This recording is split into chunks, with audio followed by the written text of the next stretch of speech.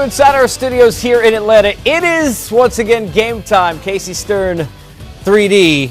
Is it Easter? Because you and I look like we got like the pastels going today. Did your wife call my wife or something? No. Oh, I just was in your closet. Oh, wearing things that fit you 20 years ago. Oh, get ready. We've got a lot to get into, including not us trading suits, but one of the bigger trades we've seen in years. And to help us talk about that, not only does a terrific job as an analyst on ESPN, but he's the head coach of the USA FIBA AmeriCup team as well. Of course, talking about Jeff Van Gundy. Coach, appreciate you coming on. We got to start with this. What was your reaction when you heard about the deal sending Kyrie Irving one way and IT the other?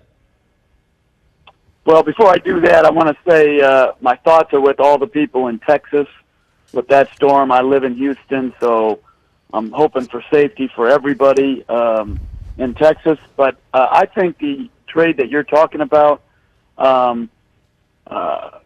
was a great one for the NBA in that it keeps the storylines hopping and buzzing throughout this, what is normally a slow time. And I thought Cleveland came out of it as well as you could when a star player has demanded to be traded and it becomes public. And so to get an outstanding player in Isaiah Thomas, a very good player in Jay Crowder, I don't know too much about the young big that is going to be with them. That was part of the trade. But, you're going to maybe have a top 3-4 pick in the draft. And so it gives them so much flexibility going forward. Starts to me with maybe LeBron wants to stay around and finish it out there. And even if he doesn't, they can do multiple different paths now. And I think they did a great job for themselves. And Jeff, with that being said, we saw what Isaiah Thomas went through in Boston, and now Kyrie going professional, in my opinion, going behind closed door and asking to be traded. How do we educate the fans about the business of this trade with so many emotions going through on the Isaiah Thomas side? Well, I understand. Listen, the emotions of both the players and the fans. I saw someone today, and I don't know exactly who it is, but they said when you get traded as a player, it's just business. But when you decide to leave on your own, it's, you're a traitor. And so it's like, it's the business of basketball. Didn't you know it? I mean, things go on all the time, and everyone tampers, and everyone, it's like a state of flux all the time. But when you have the power as a player to choose a path, I don't begrudge that power to the players. I think they have to look out for themselves, and likewise, so did the team. So when they traded Isaiah Thomas, I think Boston did exactly what it should have done, which is do the best thing in their mind for their team. And no matter how it turns out, that's what they're supposed to try to do. Coach, the Knicks franchise threw out a tweet today, as we often see teams do now, pumping up their season. The picture had Tilakina on it, Willie Hernan Gomez, and Porzingis. Interesting note, Tim Hardaway Jr., they paid $71 million. But obviously more interesting, Coach, no Melo. Do you think we begin the season with Melo on a different team? No. I think Carmelo will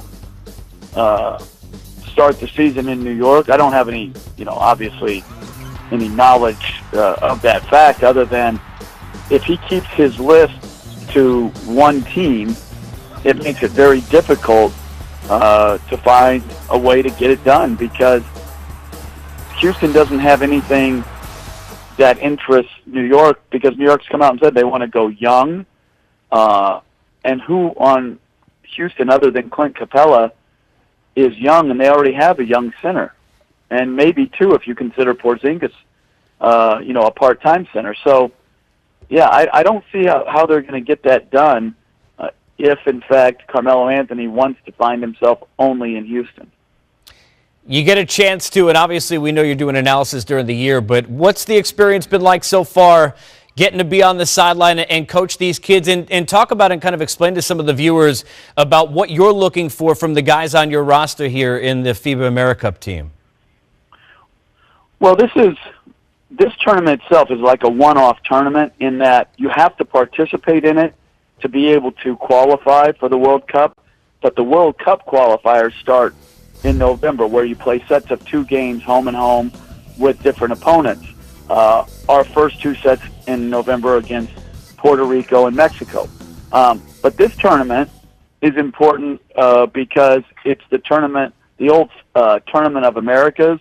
They've now renamed AmeriCup. It's a one-off tournament. We've been going at it for 7 days. We play 3 games down here, the 28th, the 29th, and the 30th. Whoever comes out of the pool play here then goes on to the semifinals and finals in Argentina. So the host team, it's Uruguay, and then Panama and Dominican Republic, as well as ourselves. So it should be interesting. I've learned a lot about FIBA basketball in the last month and a half, studying these teams. And the players that we have are guys who have either been briefly in the NBA and are now in the D-League, or they've been in the D-League and they're hoping to get, to the NBA. So we have some good players. A lot of the fans, if they haven't studied the G League, don't know how, deep it is as far as offensive talent.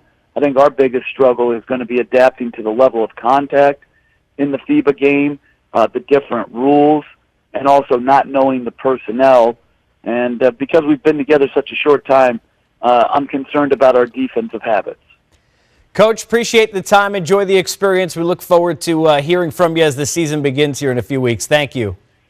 All right, take care. All right, there's Coach Jeff Van Gundy from the FIBA AmeriCup team. So obviously a lot of thoughts. We'll give ours when you talk about the trade, but a lot of questions about loyalty and heart and where Isaiah Thomas fit in. And we know where our Isaiah Thomas fit in. He was with my good friend Ariel Helwani on his show MMA Hour, getting ready for McGregor against Mayweather, talking about his conversation with IT after the deal. All right, I know for a fact Ariel's a Raptors guy, so he'll be looking up probably in the conference at both of the teams that we're talking about. But let's get into loyalty, because here's a guy who after, and you've dealt with this in your career, the death of a family member, comes back, that relationship he had with that city and that team.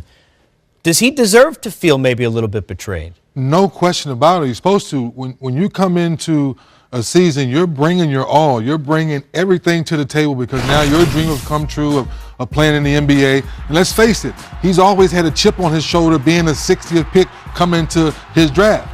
So each year he's had to prove himself. And now the loss of his sister, remember, I think he lost a tooth in the series, hurt hip, went through a lot the 2 years that he's been in Boston. So he was saying to himself that he was laying the foundation, saying to himself that I want to be a Celtic for life, for my whole basketball career, not understanding there was a bigger picture that Danny was thinking about. We were talking about this behind the scenes. Last year, the culture of this team, toughness, right? Yes. Grit. We saw it in that comeback against the Cavs in the playoffs.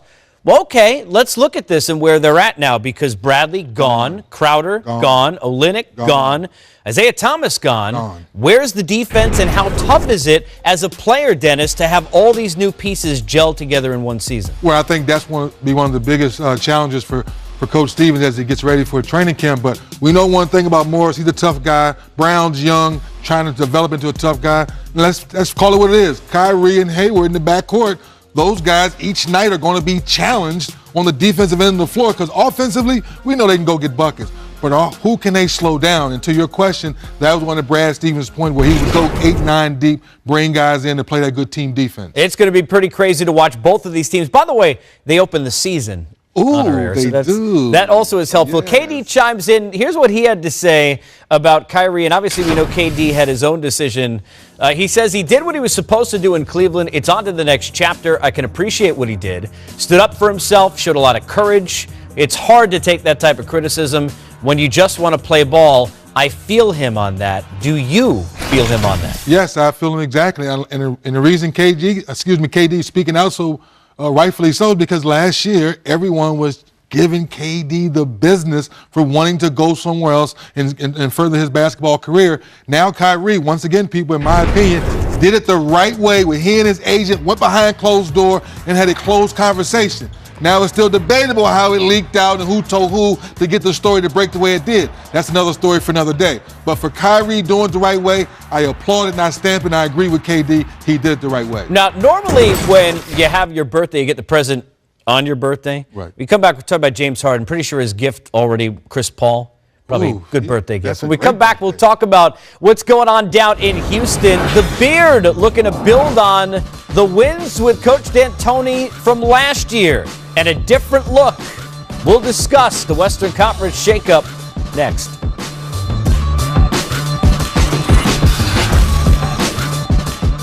The makeup crew there.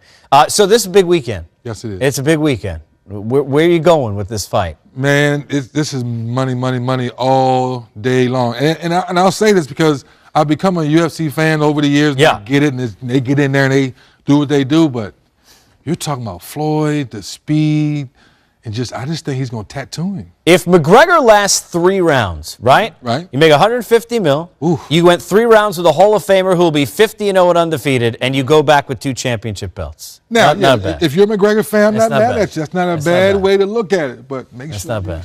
sure you keep your head on a swivel. Now, what if Steven the Adams? money's coming at you. McGregor, Steven Adams. Oh, that's easy. Pluck, pluck, pluck, pluck, pluck, pluck, pluck, pluck, pluck. Unless Russell's taking a rebound from him. There you go.